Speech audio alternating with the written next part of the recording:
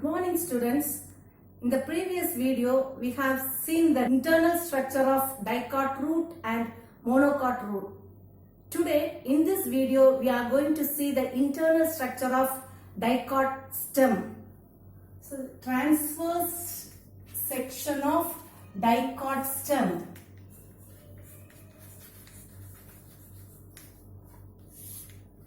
So, when you are taking the dicot stem, the outermost layer is the epidermis. The outermost layer is epidermis. So, epidermis is the outermost layer. From the epidermis, there arise epidermal root hairs. From the epidermis, there arise epidermal root hairs, and this epidermis, it is covered by a thick cuticle. It is covered by a cuticle which is giving protection to the inner organs.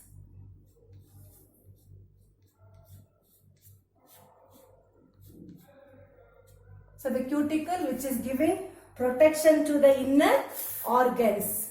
So this is epidermis.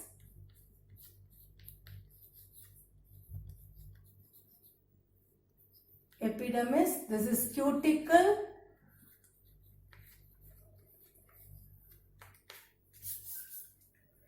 And this is the epidermal root hair.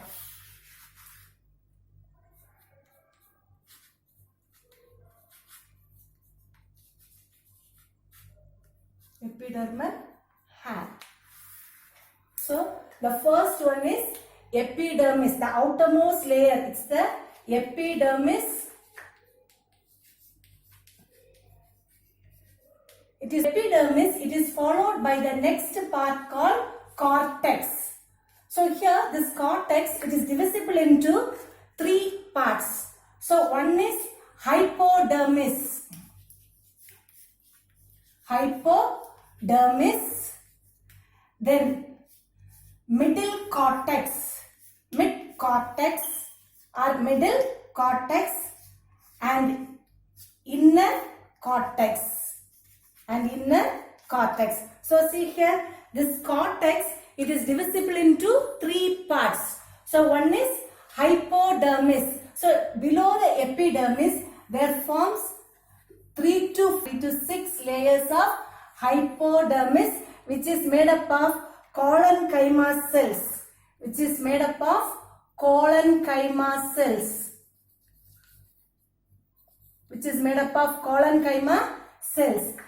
collenchyma cells, it is giving mechanical strength to the plant body. This collenchyma cell, that is followed by the middle cortex. So this middle cortex, it is made up of chlorenchyma cells. This middle cortex, it is made up of chlorenchyma cells. And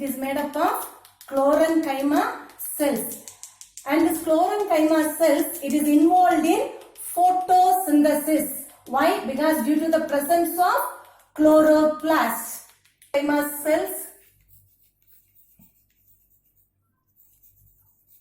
Chlorenchyma cells, they are involved in photosynthesis. And this chlorenchyma cells, that is followed by the next layer, that is inner cortex.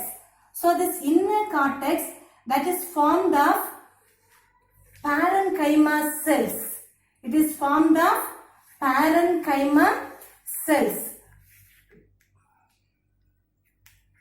This parenchyma cells, they are involved in gaseous exchange, and it stores the food materials. So see here, this cortex, it is divisible into three parts. What are they? Hypodermis, middle cortex, and inner cortex. The most layer of the cortex, that is formed of endodermis. So here the innermost, see the innermost layer, it is formed of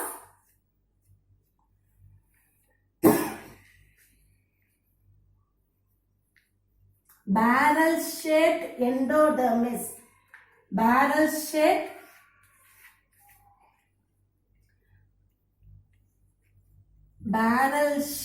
endodermis. And here there is the presence of starch grain. So this endodermis, it is also called as starch sheath. Why it is said to be starch sheath? Because it is embedded with the starch grains. Now inner to this endodermis, this is endodermis.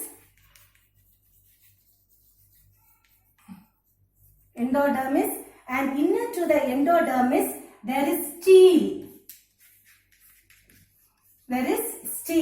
So when you are taking the steel it is formed of three parts. They are pericycle, then vascular bundle,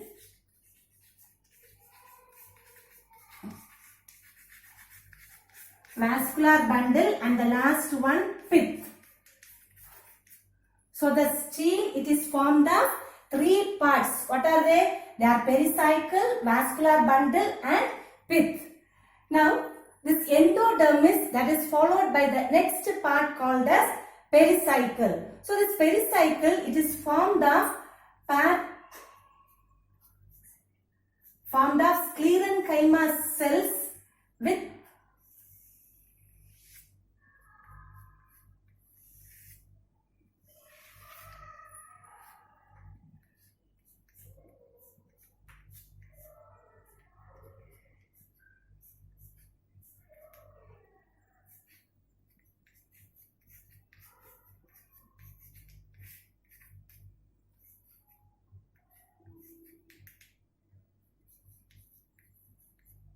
So pericycle, it is formed of parenchyma cells alternating with sclerenchyma.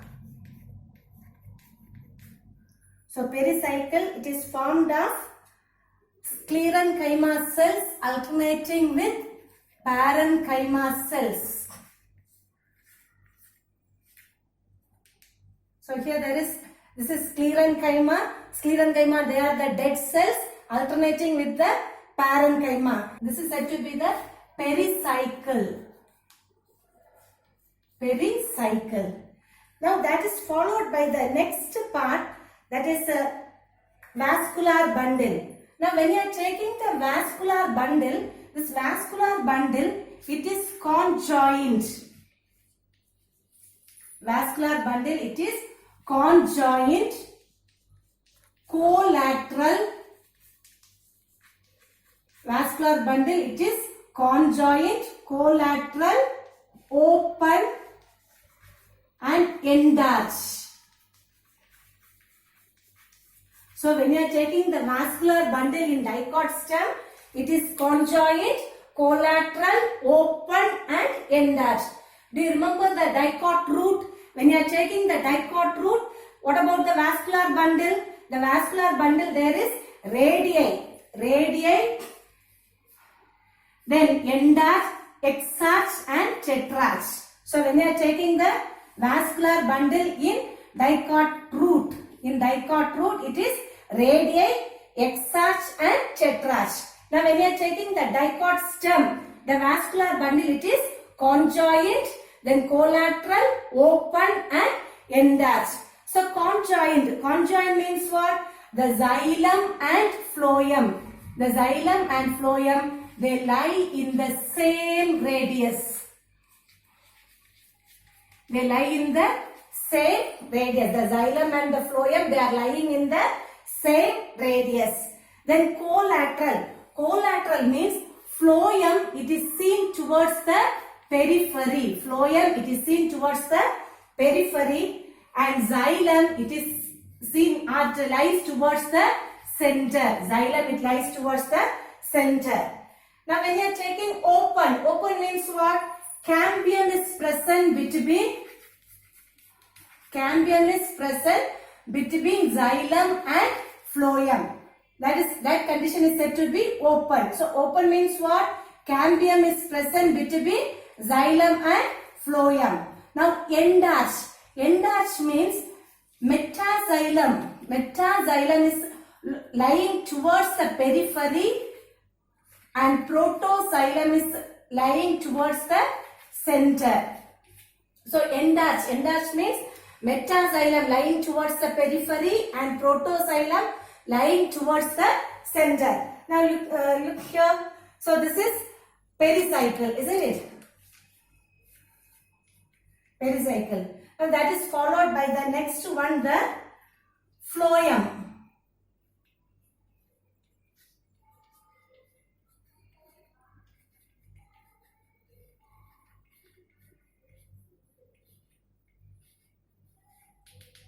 Phloem.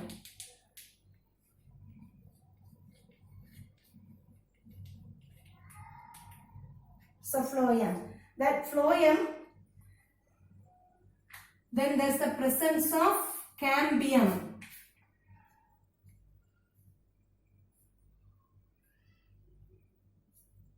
Then there's a presence of cambium. So phloem, then this cambium is present in between.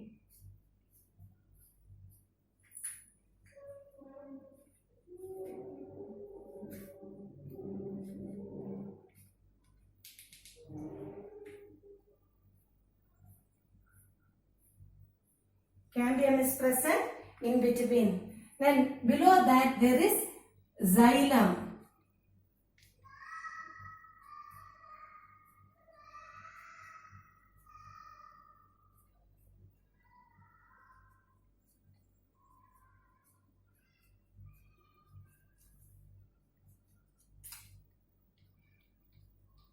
Below the cambium, the xylem is present.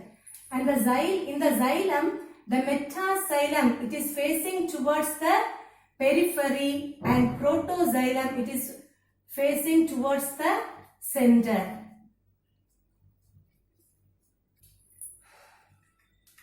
So see, here this is pericycle, that is followed by the next, the vascular bundle. So here there is phloem. This phloem, it is lying towards the periphery. This is xylem. Xylem is facing towards the center. So here in the center there is a pith. In the center there is pith. The pith is well developed, which is made up of parenchymatous cells with intercellular space, and its function is to store the food grains. So see here, when you are taking the vascular bundle, it is conjoined. Conjoined means the xylem and phloem lying in the same radius. See, this is xylem and this is phloem. They are lying in the same radius. So collateral. Collateral means phloem is facing the epidermis, that is periphery, and xylem towards the center. Then open. This cambium is present. Cambium is present in between xylem and phloem. So cambium is present in between xylem and phloem. So that is said to be open. Then end-arch. End-arch means here this is metaxylem. Metaxylem facing towards the periphery and the protoxylem facing towards the center. And the last one is pith. So pith is well developed and is formed of parenchyma cells with intercellular space. It stores the food grains. Now look at this dicot stem. The outermost layer is epidermis. From the epidermis, the epidermal has arise. Then it is covered by a thick cuticle which is giving protection to the inner layer. Then this epidermis, that is followed by the next region called cortex. So this much area is cortex. Cortex, it is divisible into three parts. So the first one is hypodermis, which is made up of collenchyma cells, which is giving mechanical strength to the plant body. This hypodermis, it is followed by the next region called mid-cortex. This middle cortex, it is made up of chlorenchyma cells, which is involved in photosynthesis due to the presence of chloroplast. This middle cortex is followed by the inner cortex, which is made up of parenchyma cells, which is involved in gaseous exchange and stores the food materials. Now the innermost layer of the cortex is endodermis. This is endodermis. It is barrel shaped structure. Now inner to the endodermis there is stele. The stele, it consists of three parts. One is pericycle, then this vascular bundle and the pith. So this pericycle, inner to the endodermis there is pericycle. It is formed of sclerenchyma cells alternating with parenchyma cells. So here there is sclerenchyma cell which is a dead cell. Then this parenchyma is a living cell. Again sclerenchyma likewise. Then this pericycle, it is followed by the next part called vascular bundle. This vascular bundle is conjoined, collateral, open and endarch. So conjoined means the xylem and phloem lies in the same radius. See here, this is phloem, this is xylem. They are lying in the same radius. So it is said to be conjoined. Then collateral means this phloem, it is lying towards the periphery, and xylem, it is lying towards the center. So that is said to be collateral. Next, due to the presence of this cambium, see here, this is cambium. This cambium, it is present between the phloem and xylem. So it is said to be open. Then endarch means this is metaxylem, this last one. This metaxylem, it is lying towards the periphery, and this is protoxylem. It is facing towards the center. So that is called endarch. And the last one is pith. This pith, it is well developed with the parenchymatous cells with intercellular space. Its function is to store the food grains. I hope you all have understood. And for the homework, you draw this and study this.